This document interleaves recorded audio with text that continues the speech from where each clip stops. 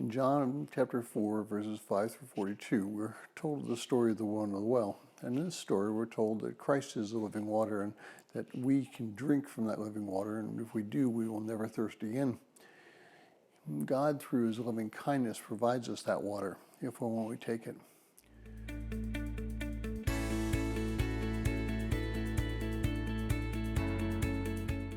Well, if you're joining us in reading through the 6-month reading plan through the book of Psalms, today's reading is Psalm 107, verses 1 through 12, and I encourage you to read that section.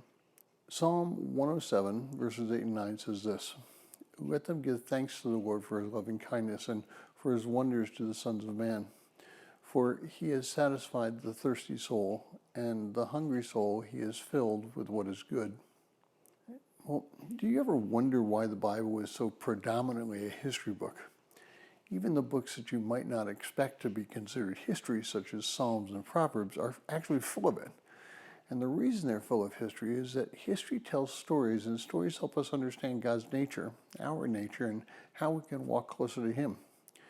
Stories hold principles, and principles help us with our walk with Christ.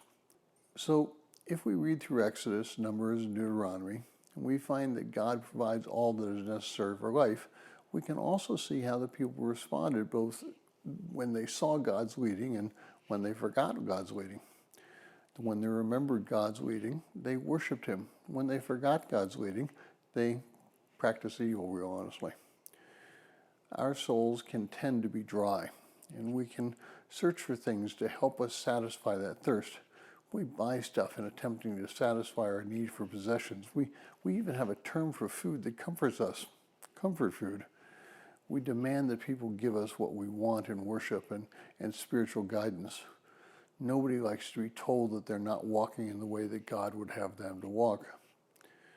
Fortunately, God is gracious to us. Besides giving us the scriptures and the lives of people who have come before us, he gives us personal revelation. Now, I'm not talking necessarily about the revelation such as the prophets received. What I am talking about is that which we receive in our hearts when we're doing certain things or acts in certain ways. Sometimes we spiritualize a particular subject, and I'm going to kind of do that right now. When we are thirsting for direction, when we are thirsting for answers, when we're thirsting just because we feel out of sorts, Jesus stands by us at the well, offering us water to fill that thirst and quench it. Now, are we going to act like the woman at the well and repent, or are we going to go uselessly searching somewhere for that fulfillment and satisfaction? And if you would like a PDF copy of this entire reading plan, please send an email to phineasjacobus@runningtohim.net.